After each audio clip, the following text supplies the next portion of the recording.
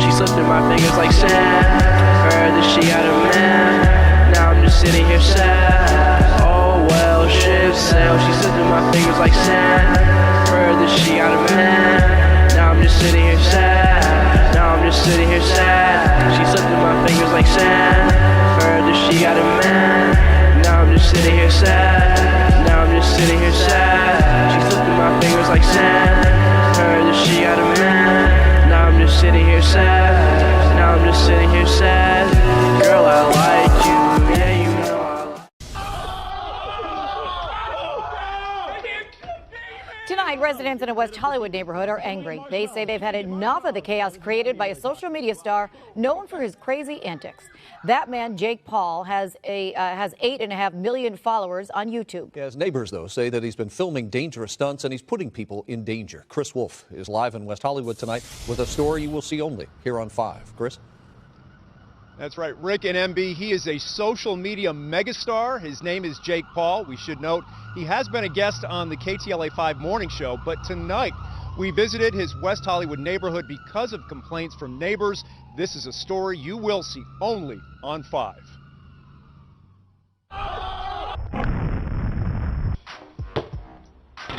Social media and internet sensation Jake Paul thrills his fans with wild stunts and antics. The 20-year-old Disney actor is a pop culture powerhouse with 8.5 million followers on Instagram and YouTube. He rents a large house in an upscale West Hollywood neighborhood, and this tight-knit community has become the new setting for many of his pranks and performances. The neighbors hate me, but I'm still gonna flip and send it. He apparently makes his address no secret, and that piece of information draws an endless stream of fans, mostly young girls, the day we visited, and their parents to the property. He's funny. Savage. Savage? Yeah. A recent stunt involved tossing furniture into an empty pool and setting the pile on fire. Neighbors say flames eventually grew higher than the house, and as the pit was burning and smoking, they were fuming. We used to be a really nice, quiet street, and now we're just this, like, war zone. We're families here, and we're more than happy to have them live here if they're respectful of their neighbors, but they're not. But as neighbors living with this every day, we're fed up. Look at him. Shortly after we arrived, look who came out to greet us. Jake, Channel 5. Yeah, they're not subscribed. They're not subscribed. Are we live? Hablamos español también. Oh, está bien, te amo mucho. Jake, I wouldn't do that. I wouldn't crawl up there. Why? Okay. I just wouldn't do that. A lot of the neighbors are complaining. They're very upset. No, why? They say that you've created a living hell out here. That it's like a circus. Yeah, it is. All the fans. I mean, but the people like stunts, going to circuses, right? What do you say to the neighbors, though, that are upset? And they're really upset. No, I honestly. Can't beat them, join them. No, I'm honestly, yeah, it's terrible. It's a bad situation. No, I feel bad for them, for sure. There's nothing we can do, though. The Jake Paulers are the strongest army out there. Dab. I have one question for you. Yeah? What are those?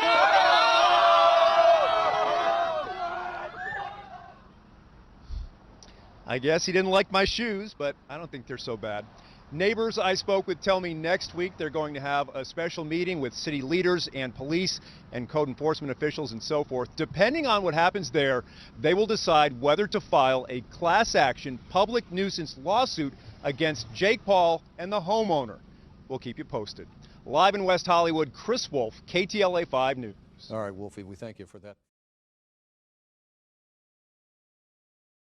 Brought you last night. Friends of social media star Jake Paul are responding after KTLA's report that Paul is wreaking havoc on a West Hollywood neighborhood. I wouldn't crawl up there. Why? I just wouldn't do that. I wanted to interview here. The 20-year-old YouTube star is accused by neighbors of performing dangerous stunts in the area and putting people in danger. Paul also gave out his address to fans who routinely flock to his house. Residents are considering a class action public nuisance lawsuit against Paul. A friend issuing this statement on his behalf: "We totally sympathize with our neighbors." Mr. Nick Crompton right there. And delivered letters to them apologizing for the inconvenience and upset that the crowds caused by us living here. Hopefully, we will have a new home to move to.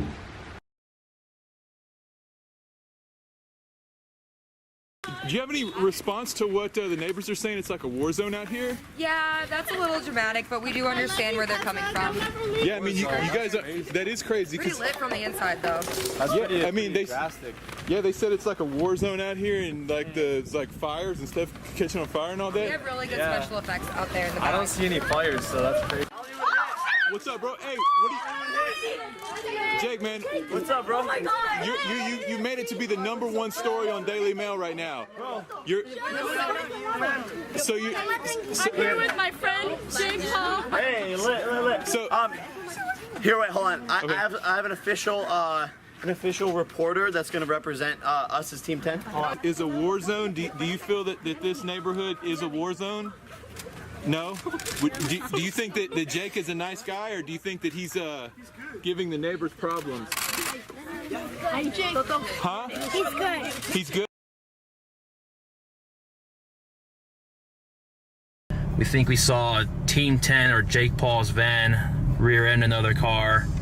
We're gonna go check it out. And he's still in standstill traffic. No one's moving really, so I think something did happen. We'll see in about like 5 minutes. It's right up there. All right, let's see. Moment of truth. Was I right or was I not right? All right, there's the police. Yep.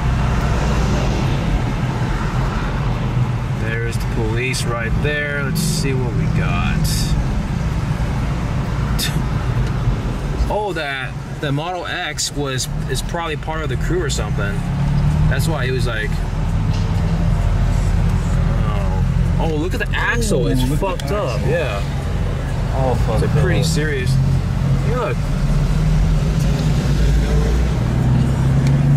Yup, that was definitely them, dude. No kidding. Dude, that van is fucked. Yep. Oh, man. What are the chances of that? We were actually headed towards a meet in, where's this meet at? West Covina. Base Tuesdays in West Covina, and we're on the opposite, we're on the south side, and we saw the van get in an accident, so of course I had a U-turn to check it out, so. Oh,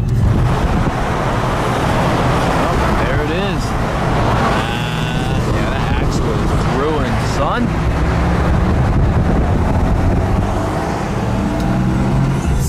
I've even gone to the meet, and there are cops everywhere. Huh? Zooming in. What was those lights? Cop. Cop? Yeah. What the hell, man? All right.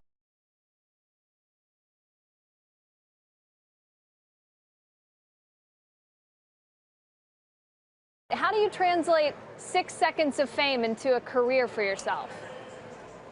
Lots of hard work. You know, I had to transition off of the platform and develop like the acting skills, and it was a good like kickstart to my career.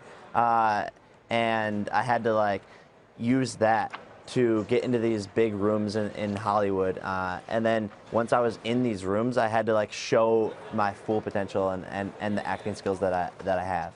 I imagine the people that you were sitting across from in those auditions weren't necessarily millennials who had been tracking your every move on social media. How did you explain to them what you had been doing and how you had built up your skill set? Yeah, I think the numbers would speak for themselves. So when they would hear that I had like 15 million total followers, that like touched them, and they would go home and ask their kids if they knew who I was, and a lot of them would say yes, and so that was powerful to them, even though they didn't know who I was.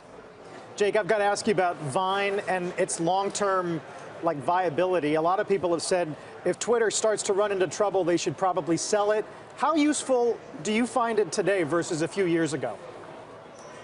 Yeah, so Vine was super popular a couple of years ago, and it's on its like dwindling edges along with Twitter, but they're still both very powerful platforms, and it's just about translating your content onto other platforms. So now like Instagram and Facebook and Snapchat are super popular, and so I just create content on those platforms and grow an audience there. And social media is kind of the same across the board, so you just have to know how to engage your audience, and you'll be popular on any platform that comes up.